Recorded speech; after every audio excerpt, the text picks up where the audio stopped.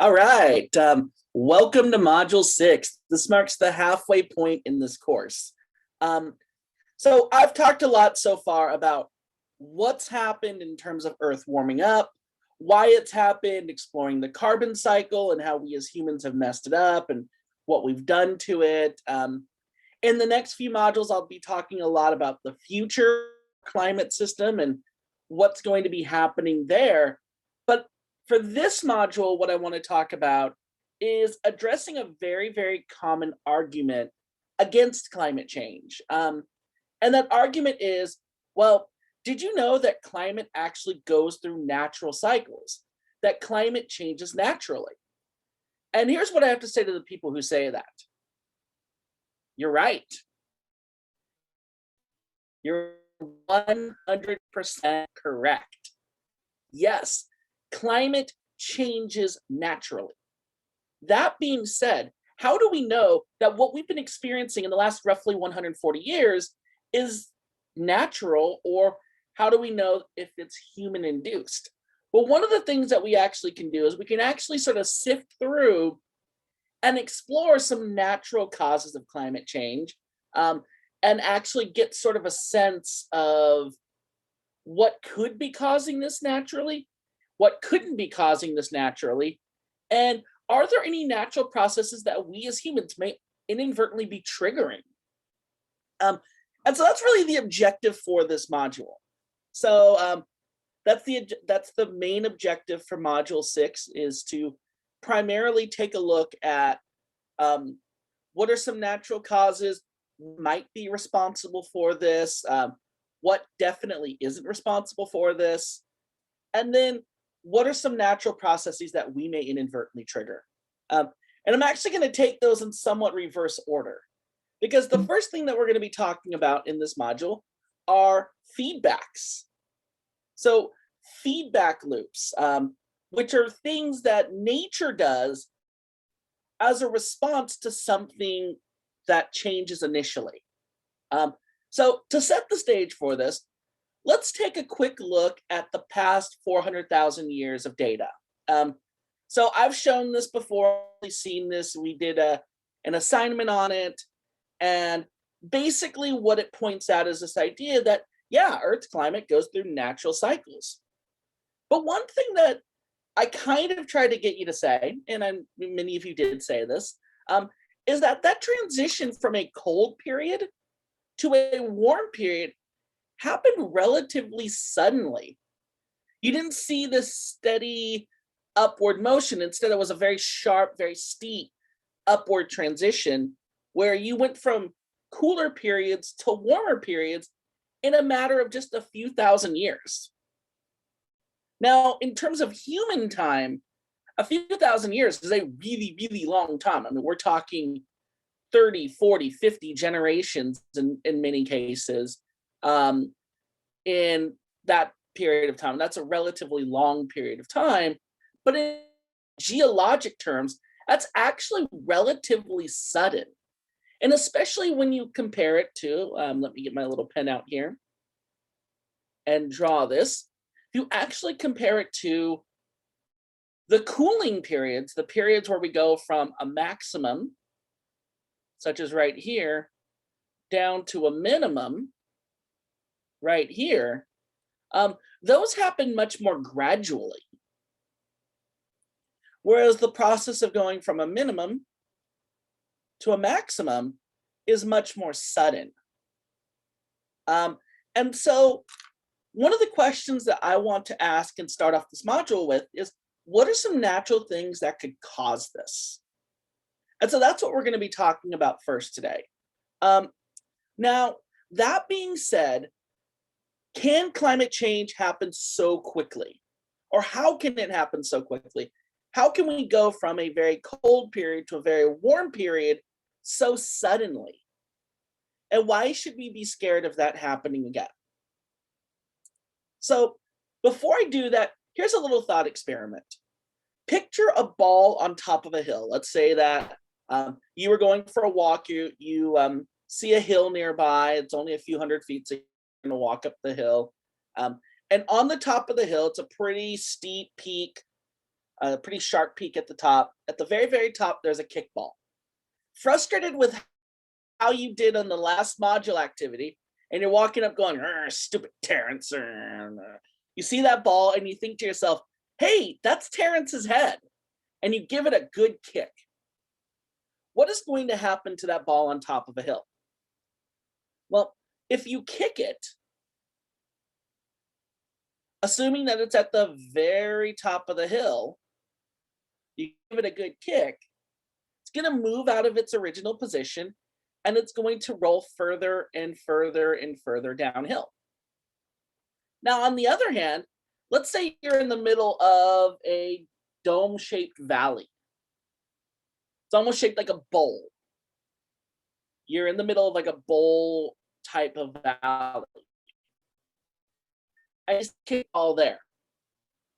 And once again, frustrated with how you did on the last midterm, stupid Terrence, you give it a good kick and it rolls uphill. But then because of gravity, it rolls right back down. And for all intents and purposes, it returns to its original position. Well, and I can draw that here. So you give this one a kick, goes up, but then gravity forces it to go right back down, and it returns to its original position.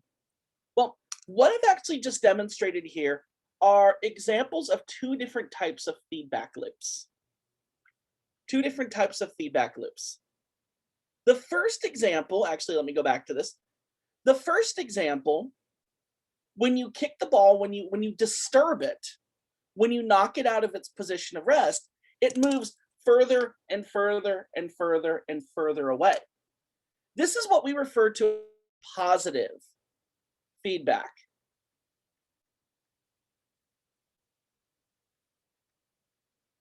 And a very, very, very common mistake that people make is that positive means good, negative means bad. That's not what it means here. Here, positive means amplified. So you kicked that ball, you moved the ball, and then nature kicked in. And as nature kicked in, it moved the ball further and further and further and further away. So that initial change, that initial disturbance, was then amplified by natural processes.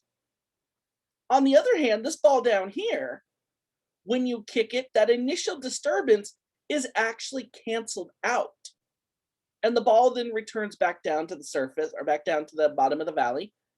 This is what we call negative feedback. So in essence, this is kind of like Mother Nature. This is kind of like Mother Nature counteracting an initial disturbance. So with that being said, let's talk about feedback loops really quickly. So a feedback loop is a disturbance to, or sorry, is a response, is a natural response to an initial disturbance. Meaning something was at rest, you then disturbed it, you changed it. A feedback loop is basically Mother Nature's response to that change. Initially, the system is in balance, it's at rest, it's at equilibrium, and then something disturbs it. For our thought exercise, that was the kick. And then the system's response to that disturbance determines what kind of feedback it is. If it is a positive feedback, the disturbance is amplified. It's made worse and worse and worse and worse and worse. On the other hand, if it is a negative feedback, it is counteracted, meaning that you go from that initial disturbance is then reversed and returned to its original state. A good example of a positive feedback loop would be, let's say you put money in a bank account and that bank account actually has a soul, they're not greedy, and they actually pay you interest. They give you interest. And then let's just say you just leave it at rest. You throw money in the bank account, you leave it alone. Well, what happens is every single year you are given interest. So your bank account balance grows a little bit. Then the next year, you're given more interest. Your bank account grows a little bit further. Then the next year, a little bit more. Then the next year, a little bit more, a little bit more, a little bit more. And you're actually getting paid interest on interest. So if left alone, your bank account just keeps growing and growing and growing and growing. And then you end up like Philip J. Fry from Futurama, who had like 23 cents in his bank account before he was cryogenically frozen, and then ended up having like $2.3 billion on the other side. That's a positive feedback loop. That initial change, growing your account balance, putting money into your account, was then amplified by earning interest and growing your account further. Now, on the other hand, a negative feedback loop would be when some kind of response counteracts the initial change. Sweating is a good example of that. Your body sweats because it's gotten hot. So when your body's temperature goes up, it sweats. As it sweats, that sweat actually cools your body down, causing your body's temperature to go back down. So in this case, the initial change, your body warming up, is counteracted by sweating and the evaporative cooling that causes. So in this case, the initial change was reversed at the end of the whole process. Your body temperature rose, you sweat, your body temperature dropped, bada bing, bada boom, that's all she wrote. So that is a negative feedback loop. So I had just mentioned earlier, just to reiterate, the ball on top of the hill was most definitely a positive feedback. And the ball in the valley was a negative feedback. Why? Because if you kick this ball up here, it's going to move further and further away. Whereas if you kick this ball down here, it's going to roll up, then roll back down. The last thing I'll say before we move on to the next video is be very, very careful when you hear those words positive and negative. Usually when people hear positive, they think good. When they hear negative, they think bad. There's a very emotional attachment to them. But the reality is here, positive doesn't necessarily mean good. Now, there are some good positive feedback loops. If you're Philip J. Fry and you earned like $2.1 billion in your bank account because it grew on interest, that is definitely a good thing. On the other hand, if the earth keeps heating up due to a positive feedback, we would kind of perceive that as bad. So positive feedbacks don't necessarily mean good. They mean amplified.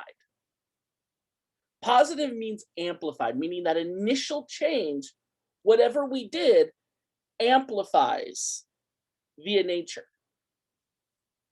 On the other hand, negative doesn't mean bad. Instead, it means diminished. It means counteracted. In a negative feedback loop, the initial disturbance is reversed. It's counteracted. It's diminished. So positive doesn't mean good. Negative doesn't mean bad. Positive doesn't mean good. Negative doesn't mean bad. All right. One last thing before I move on to the next few videos, and please pay attention to this. Write this down in your notebook, double underline it, get it tattooed on your body. For the purpose of the remainder of this module, there is only one initial disturbance that we're going to be talking about. And obviously, this being a course on climate change, I'm pretty sure you know the initial disturbance. But if you don't, that's okay. Here it is. Drum roll, please. The initial disturbance is Earth has warmed. That is our initial disturbance. That is our initial change. And so what we're going to be doing in the next few videos is actually exploring how Mother Nature has reacted to Earth warming. And is that actually making our system even warmer? Or is it actually counteracting and cooling us back down? So our initial change is that Earth has warmed. All right, so in these next few videos, we'll actually talk about what that means, what Mother Nature has done in response to that.